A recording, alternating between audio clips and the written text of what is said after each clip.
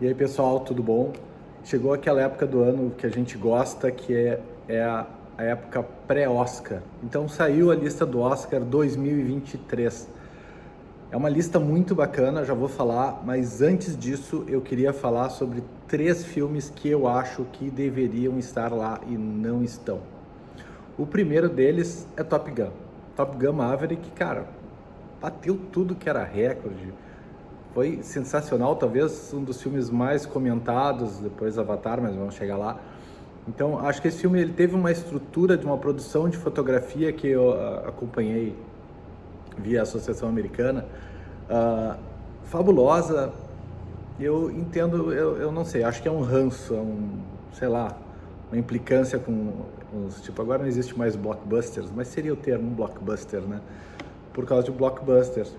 O segundo, eu acho que é a Emancipação do Will Smith. É um filme belíssimo, em preto e branco. Aliás, aqui foi uma coisa que eu fiquei muito honrado, até aproveitar aqui agradecer a Apple por me mandar um link exclusivo para poder ver o filme e seguir as minhas apreciações, assim que eles consideram, né, para submeter a apreciação dos críticos, digamos assim. Eu achei um filme muito bacana, muito bonito, uma fotografia fabulosa, bem encaixada, tudo ok. Até depois a gente vai se aprofundar mais filme a filme para mostrar a estrutura, por que que sim, por que que não, tá? Então eu vou comentar, inclusive eu vou comentar provavelmente, você já deve ter lido até nas news do escritório, né? Que a gente não vai fazer esse vídeo não. E Avatar, cara, acho que Avatar tinha que estar. Avatar, é um filme tão bem pensado do ponto de vista da fotografia, dos ângulos, enfim. Acho também que é um pouco de preconceito, porque é uma técnica praticamente 3D, tá? Mas o filme Avatar, não diria assim como Top Gun. Top Gun também tem umas outras especificidades, digamos assim. O Avatar também, ele é todo planejado com uma bela direção de fotografia, digamos assim, não aquilo que você vai ver no cinema, mas ele é todo rodado como um filme, digamos, convencional, com sua iluminação, enfim, tem aqueles sensores. Teve todo um estudo maluco de fazer aquela questão subaquática, de iluminação, que quem acessar os news do escritório, do eduardobecker.com, pode ler lá, eu mencionei isso há um tempo atrás. Então teve todo um esquema de pensar no comprimento de onda da iluminação para poder chegar naquele efeito subaquático e tal, enfim, porque tem que capturar o movimento para depois usar o 3D. Então acho que passa também um pouco por um pouco de implicância, porque ele é 3D e não é uma iluminação convencional do cinema, com luminárias, não sei o que, né? Mas isso também não é verdade, porque depois o filme sofre edição, não tem nenhum milagre, né? Se a direção de fotografia for ruim, não tem o 3D que ajeite. E a mesma coisa a iluminação, a correção da iluminação é uma correçãozinha, não é uma nova iluminação. Então eu entendo que foi um ranço. Para mim, esses 3 deveriam estar. Top Gun, fabuloso. Até aqui um parênteses aqui ainda para vocês, para terem uma ideia. A gente que fala, né, e usa, no caso aqui eu uso um iPhone, né, o Top Gun, as cenas de aviação, elas foram simuladas com o iPhone. O cara pegava um iPhone e ele ia simulando a cena e com os, como é que chamam isso aí? Quando dá os assessores, mas tem uma outra palavra, mas digamos assim, os assessores profissionais, pilotos profissionais, e cara, esse movimento não vai dar, porque tu tinha que fixar um equipamento que não foi planejado pela aerodinâmica do avião, fora do avião, fazer o movimento e a câmera não decolar, né? Não ser ejetada, né? Então teve todo um cuidado assim surreal, não justifica não estar aqui dentro. E até voltando à emancipação, digamos assim, seriam das minhas 3 faltas que eu senti aqui. Eu acho que talvez o Emancipação seria a terceira indicação ao Oscar, assim, em 3 anos consecutivos, com um filme preto e branco. O primeiro foi Mank, que ganhou, e para mim Mank, ele não era um filme, era um projeto de iluminação. O filme absurdamente, o filme é o projeto de iluminação, ganhou o Oscar. Ano passado a gente teve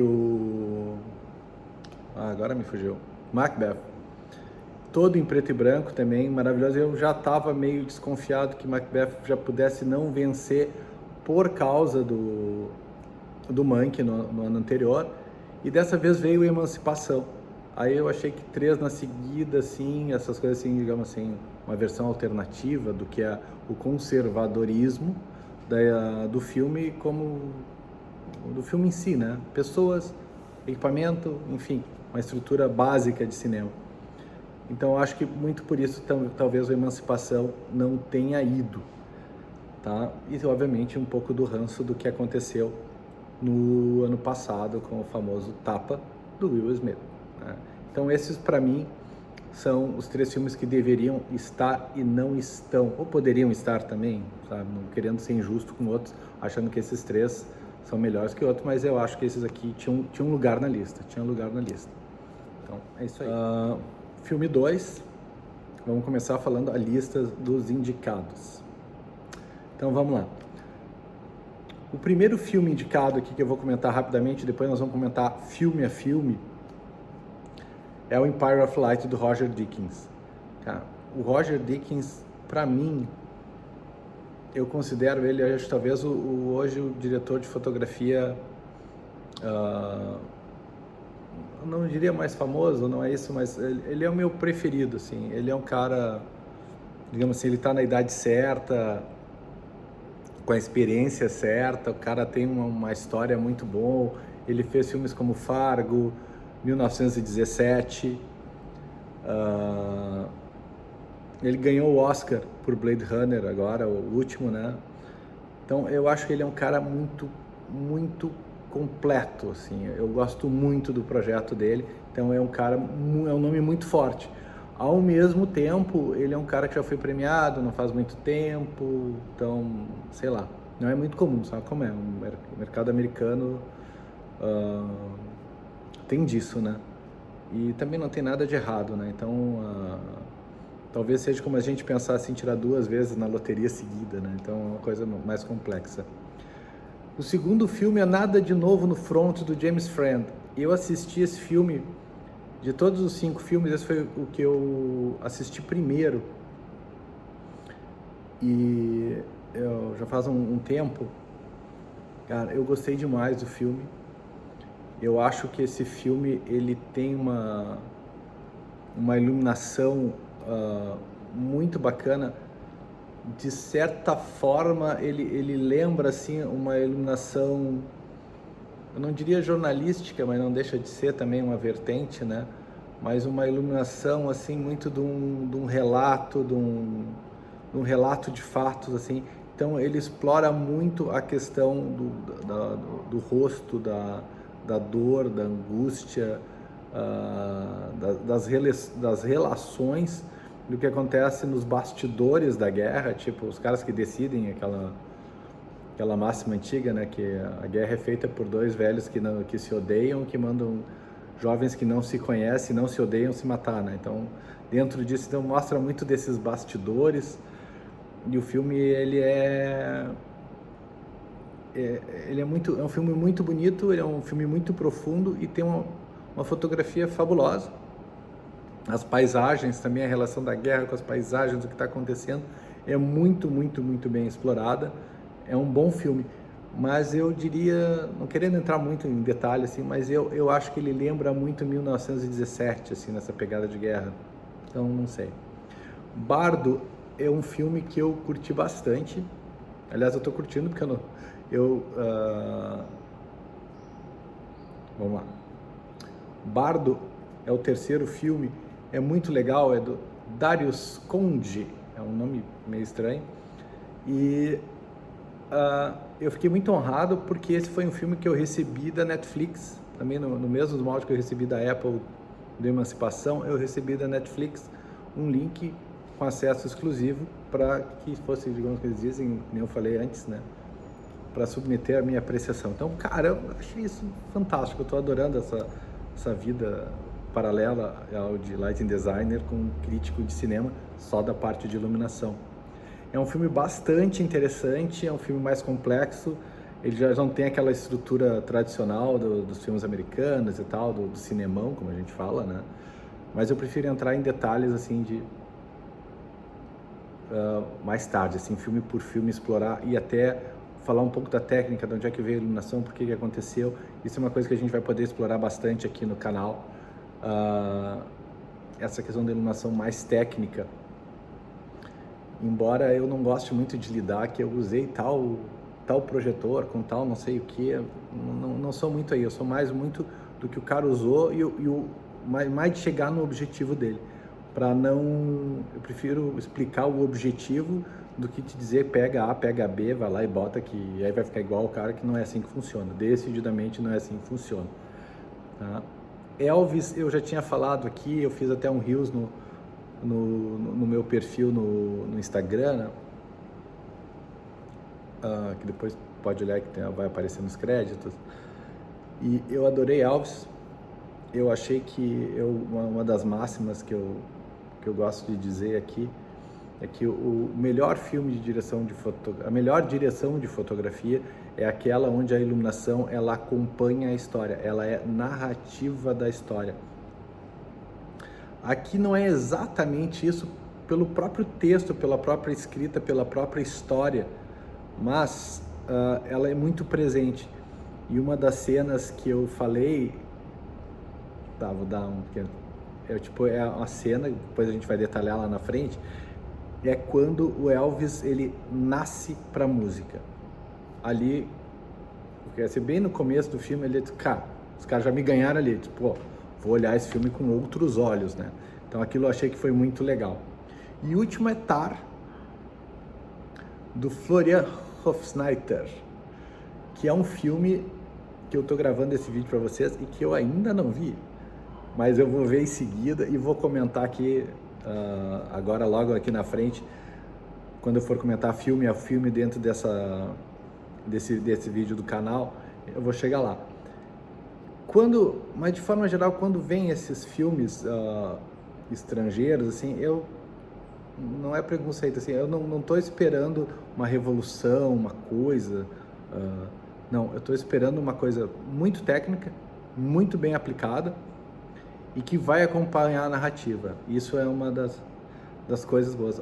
Talvez a coisa mais importante da iluminação é que a função da iluminação é iluminar a arquitetura que está lá. Aqui no caso não deixa de ser, porque todo o cenário é preparado arquitetonicamente. Então, nesse sentido, assim, a luz ela comunica o que a arquitetura estabeleceu. Então, é essa pegada que eu quero ver, mas a gente vai conversar ali na frente. Então, são esses os 5 filmes. E agora sim, façam suas apostas, né? Então é isso aí, um abraço, até daqui a pouco. Cara, então é importante dizer o seguinte sobre o Elvis, o filme do Elvis, que eu gostei demais. A minha geração cresceu vendo filme na sessão da tarde com Elvis, né? Quando dava aquelas comédias românticas e meio aventura e com muita música, né? Que até a música já não era muito da nossa época, porque eu nasci em 1970, então nós estamos falando lá de 5, 10 anos mais ou menos, vendo o filme da Sessão da Tarde. Quando dava o Elvis Presley, cara, ninguém ia pra rua, porque era um filmezinho legal de ver e tal, né? Então, Elvis Presley faz parte da minha infância, assim. E não tem como esquecer que eu estava em casa vendo TV e eu me lembro quando em 1977 é anunciada a morte do Elvis. E aquilo caiu para mim assim como uma coisa assim muito inesperada, porque, cara, como assim morre o Elvis Presley, né? E aí também passa na época era uma criança, de lidar com a morte, tipo, o cara não vai estar mais aqui, né? E é uma fase pré-videogame, né? Hoje morrer, tipo, videogame é toda hora, o troço ficou meio, né? Mas isso era uma coisa assim, então, aquele cara, aquele ídolo da infância, assim, morreu, né? Então, realmente muito triste, assim, né? Então, acho que para nós, assim, os dois grandes ícones da Sessão da Tarde eram o Jerry Lewis, né? E o Elvis Presley, né? Então, assim, todo mundo, isso aí quando aparecia esse filme, ninguém saía pra rua, tá? Mas aí, assim, essa história do filme do Elvis teve algumas críticas, assim, que não seria muito bem sobre o Elvis, e sim sobre o empresário dele, que é um cara meio estranho, não é um cara legal, o cara é um cara do mal, não dá pra dizer, não tem como não dizer que ele é um cara do mal. Mas na realidade a história ela é contada pela visão do empresário, né? Mas aí, vamos lá. Indo na direção de fotografia, assim, ele é um filme muito bem bolado, porque ele é um filme que eu já falei até um pouco antes, né, que a iluminação ela acompanha a história do filme, ela narra, tipo assim, ela é protagonista na ação do filme. Então, o filme, se tu tirar a luz, não acontece nada. Aliás, ao contrário, se tu tirar a luz, tipo, o filme se perde. Alguns filmes, se ele tem uma iluminação melhor ou pior, assim, tipo, a trama isso não é nada contra ou a favor, né? Isso são técnicas, né? Quando tu te apropria disso para alguma coisa. E esse filme se apropria da iluminação. Então, um dos pontos que eu acho muito forte, assim, que eu gostei bastante, é a questão do nascimento do Elvis para música. Aqui a gente só fala de direção de fotografia, não fala de interpretação, não fala de nada, não gosto de dar spoiler e tal.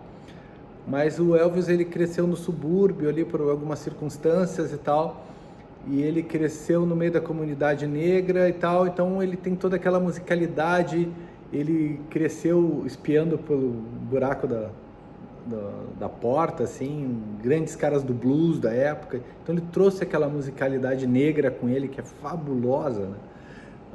Tanto que depois no filme ele fica amigo do B.B. King, quase infarto, porque eu não sabia que ele era amigo do B.B. King, né? Surreal.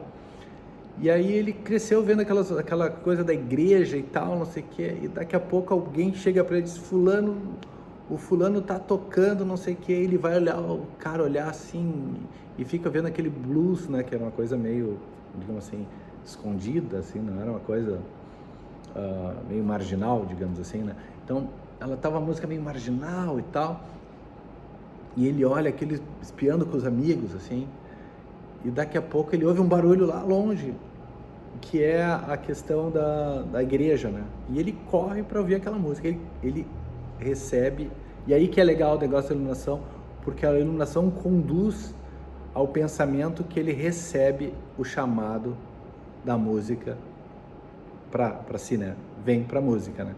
E ele vai e ele começa a olhar, porque era tipo uma tenda de circo, assim, as pessoas sentadas e tal, no culto e tal, e a música pegando e ele tentando passar, e alguém tenta barrar, e o pastor diz, não, deixa ele vir, não sei o que, blá. E daqui a pouco fecha, aquilo escurece e fecha uma luz no rosto dele, porque ele é carregado pelas pessoas, e a luz faz esse link.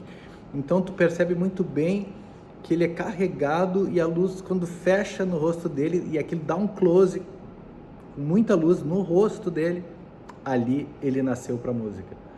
Quando eu vi essa cena, eu disse, tá, tem que olhar esse filme com ultra atenção. E aí isso vai acontecendo, né, em vários momentos.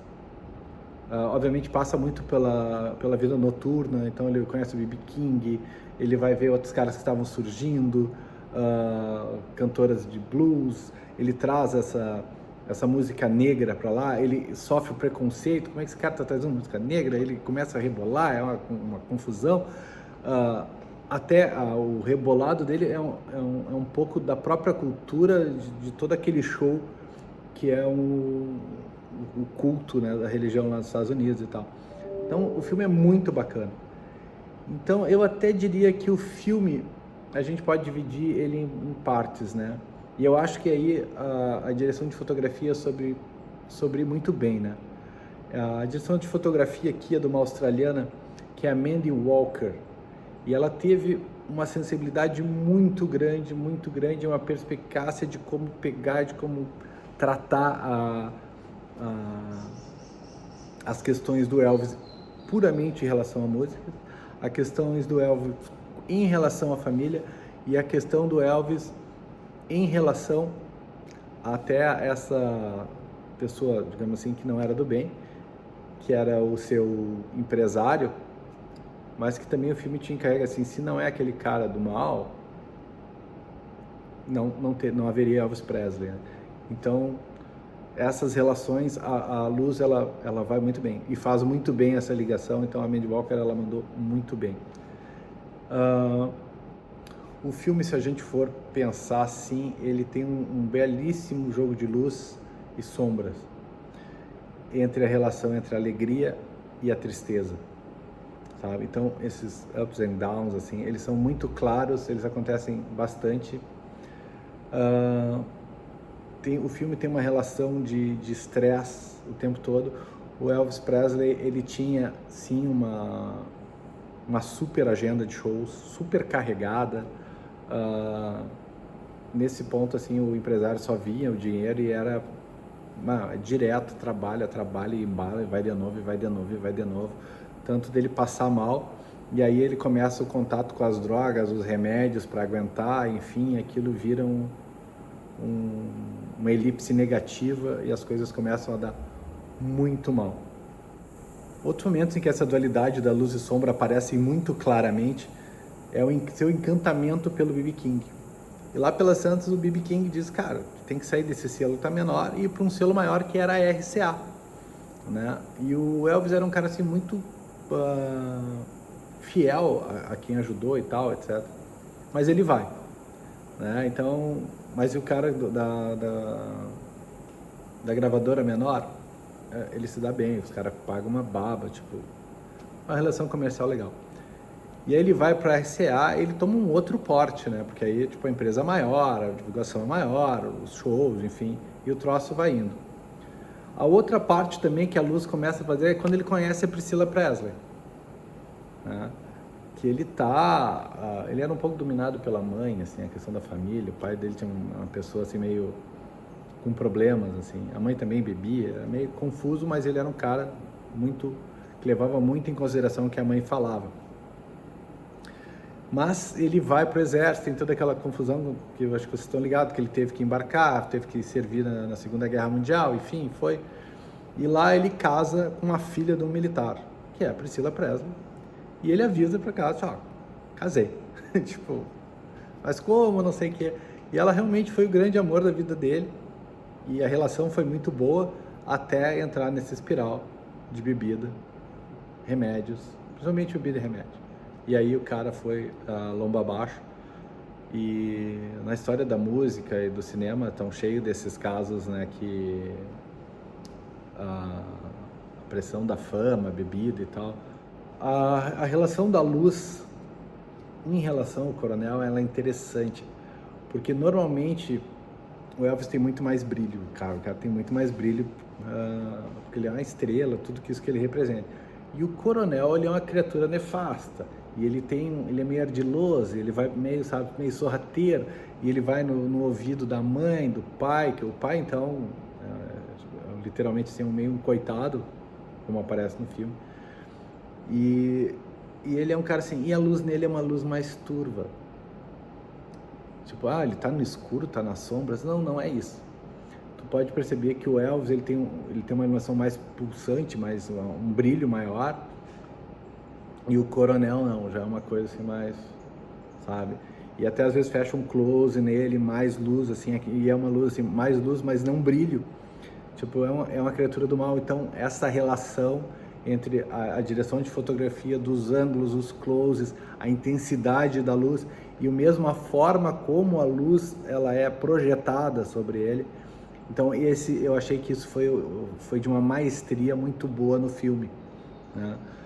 E para terminar um pouco sobre esse filme aqui, eu diria que uma das cenas finais de quando ele canta Suspicious Mind, ele tá muito mal, tipo, ele vai pro último show da vida. Aquele último show tem uma luz muito especial sobre ele, e a força que ele faz, E ele realmente mostra a grande paixão dele pela música e mostra por que ele é esse cara que é idolatrado até hoje e vai continuar sendo idolatrado, né? É um dos grandes ícones da cultura mundial, citando, sei lá, outros caras, Einstein, Marilyn Monroe, Muhammad Ali, Ayrton Senna, sabe? Uns Pelé, eu podia ficar falando outros, Salvador Dalí, enfim, vários. Então, esse cara, ele é eterno.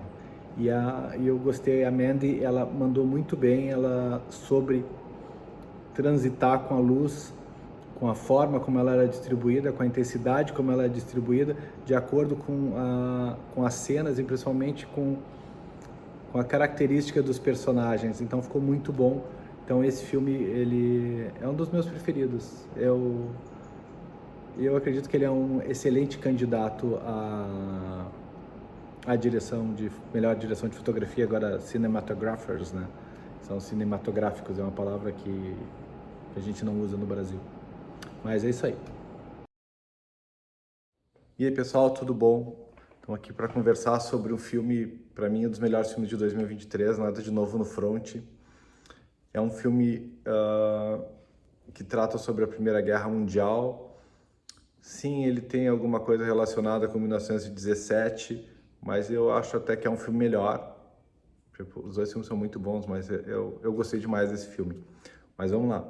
Antes disso, para você que não sabe, assim, esse filme ele é baseado num livro lançado em 1928 na Alemanha, 10 anos depois do final da Primeira Guerra Mundial. Então ele é um livro assim muito forte.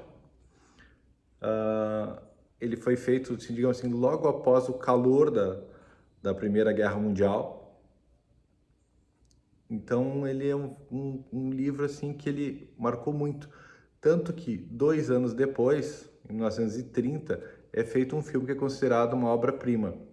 Eu fiquei muito curioso de assistir esse filme, eu vou procurar, vou dar um jeito e vou olhar. Eu vi algumas cenas só e realmente também um trabalho de fotografia excelente. E é um dos primeiros filmes com sonorização, né?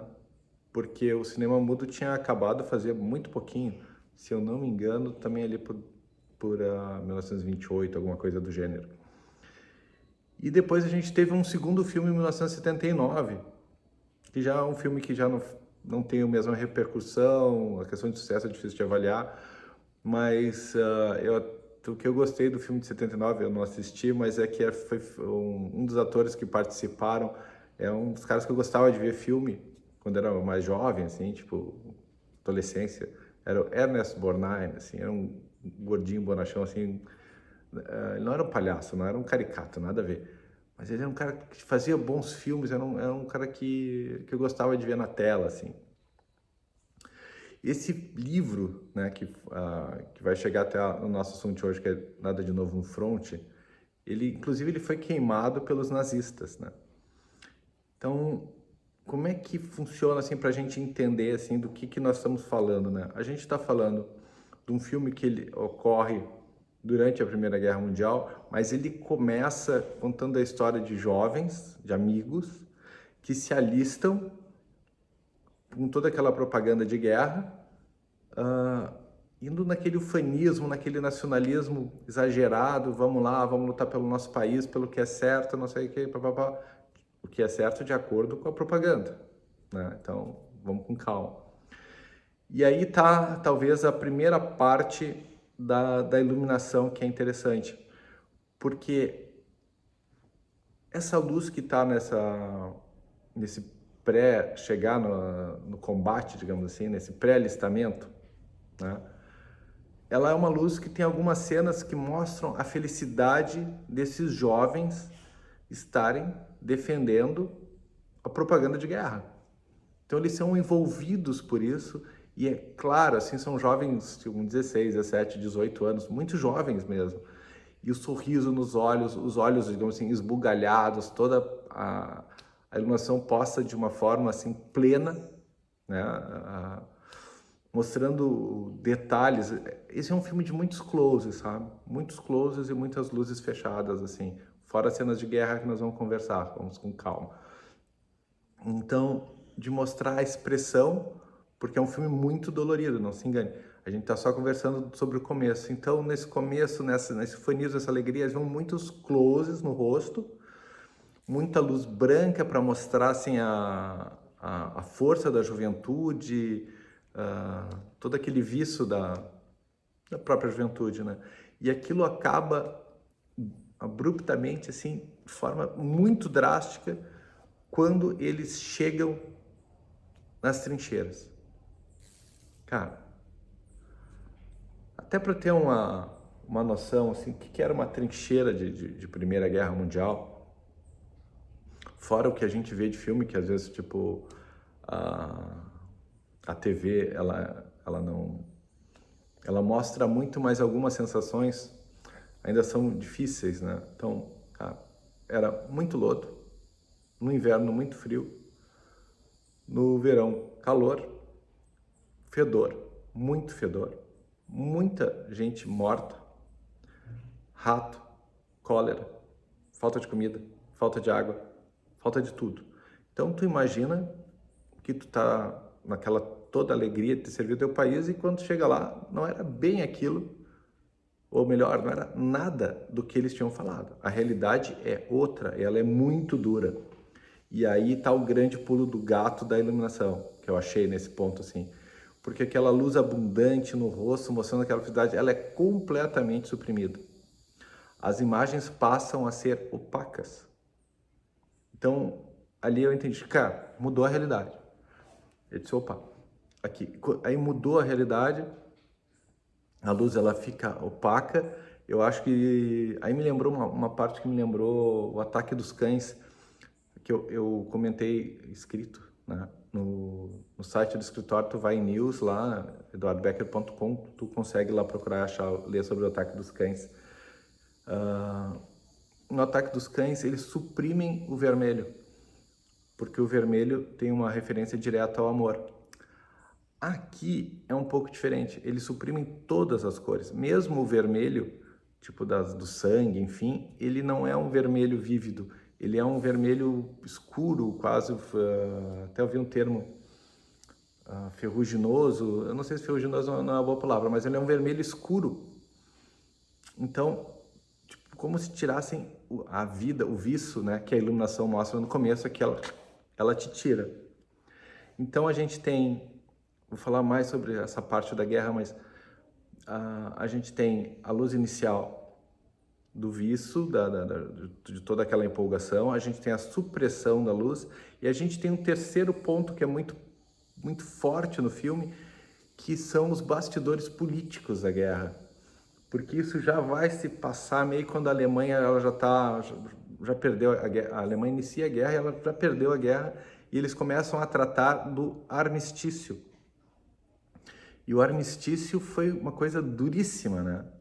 Toda a Primeira Guerra foi uma coisa muito dura, foi o início das armas de repetição, foi usada armas químicas, né?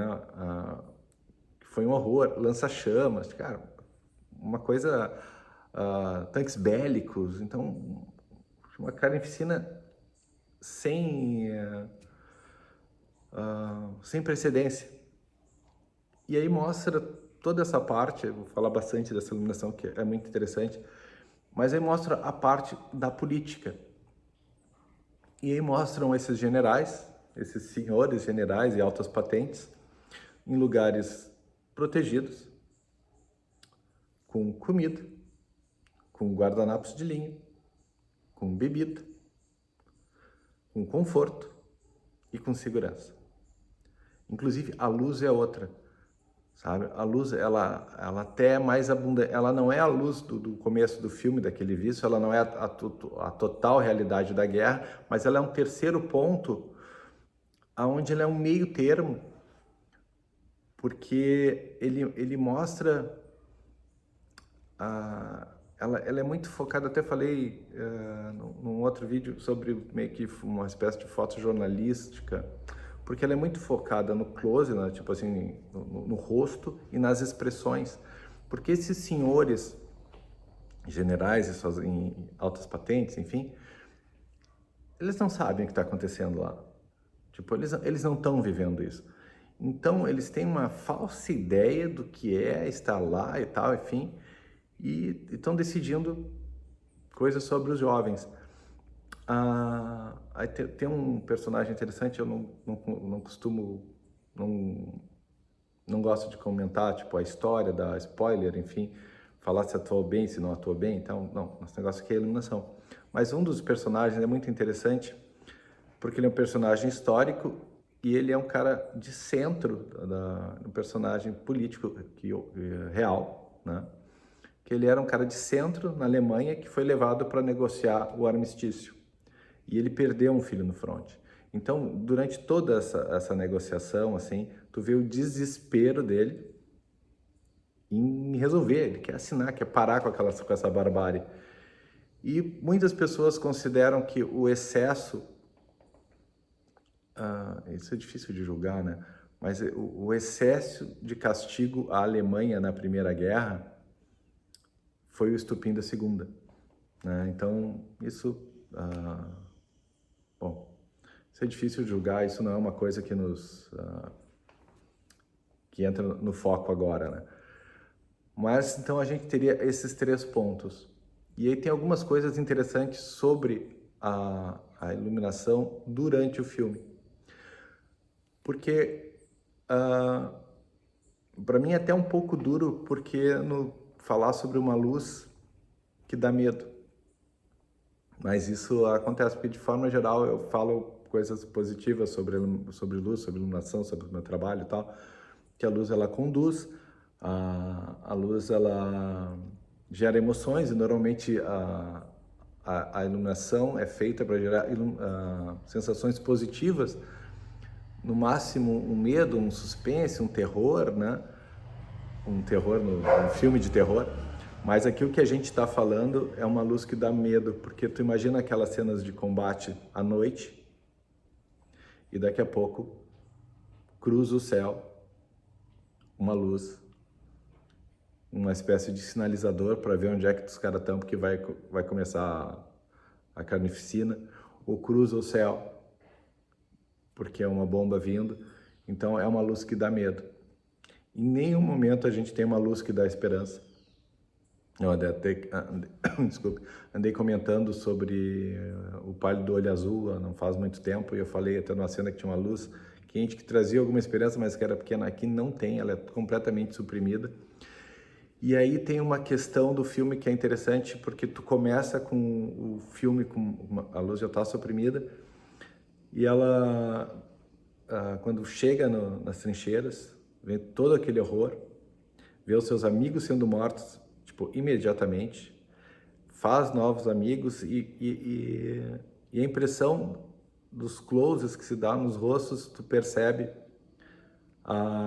cada vez a esperança vai morrendo e a luz desses closes assim mais gerais, assim, ela também vai, digamos assim, diminuindo, ela vai perdendo a sua intensidade, até que no fim, na realidade, porque chega uma hora na guerra ali que eles já estão que são zumbis, tá? Tipo, já tá o cara já abandonou, a esperança se foi de vez. Então, essa trajetória da luz, ela é muito feita, muito bem feita. Para mim é até difícil de falar porque é uma coisa triste, né? Eu não curto muito isso de mostrar a luz como uma coisa triste. Mas é exatamente isso que acontece. E a luz aí, ela é necessária no filme, né? Direção de fotografia. Ela é feita para isso, né? Com certeza todo filme, toda essa direção de fotografia do James Friend foi muito bem conduzida. Ele tratou muito bem a questão dos ângulos a serem filmados, de toda essa proposta de captação da dor e das expressões faciais, porque é a melhor forma, já que tu não consegue viver isso, felizmente, tu consegue captar isso através das expressões dos artistas, e aí a iluminação ela é fundamental, porque esse filme, a iluminação ela ajuda a narrativa completa do filme. E aí é importante dizer que muito dessa narrativa de luz e fotografia que ocorre dentro das trincheiras, que é muito importante em todo o filme, foi uma quebra de paradigma, digamos assim, de 1957, do Stanley Kubrick, por Glória Feita de Sangue, até com um outro ator que eu adoro, que é o Kirk Douglas também, que tem esse caminho, né? Então tem a câmera como se ela estivesse a câmera na frente da pessoa, então ela segue o percurso, e depois tem a câmera invertida mostrando o caminho da pessoa, e a fotografia e a dor e essas pessoas que estão ao lado mostrando toda essa angústia. Então isso aí foi uma quebra de paradigma do Stanley Kubrick, que vem até hoje, que eu acho válido, né? As coisas que foram feitas, muito bem feitas, elas ficam hoje, né? Então, eu acho que isso aqui é um ponto importante. A parte saindo um pouco das pessoas, mas indo para o campo de batalha, é interessante a forma como a luz se botou, assim. Tipo, uma luz massiva, digamos assim, todo aquele lodo, as trincheiras, né? Trincheira de um lado, trincheira do outro, e uma zona de ninguém aqui, onde às vezes se passavam meses até se ganhar metros para poder avançar. E ela toda numa cor, aquele lodo, e a luz misturava as pessoas ao nada, que era esse meio de campo, essa parte que sem domínio, né? Onde estava a luta. Então, tipo, o nada, sabe? Uma noção que mostrava o nada do que representou a luta para esses jovens. Estavam lutando por algo que não fazia sentido, que eles não tinham pensado, que não sei o que. Então, aquilo eu senti muito duro. E quando chegam os blindados também, uma sensação muito forte. E às vezes tem uma cena que é muito legal, que ele emerge do nada, desse lodo, e o rosto está completamente tomado de barro, e essa parte da face aqui, que está mais iluminada, ela está levemente iluminada, e tu só tem o brilho do olho, do pavor do olho.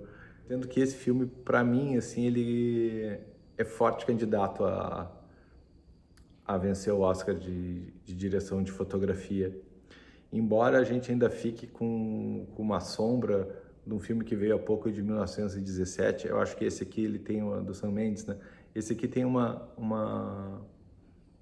eu acho que ele é melhor executado, assim, a iluminação ela conversa mais com o desenvolvimento do filme. Mas então aí, é isso aí para esse filme. Fica a dica, olhem, porque é muito bom o filme mesmo.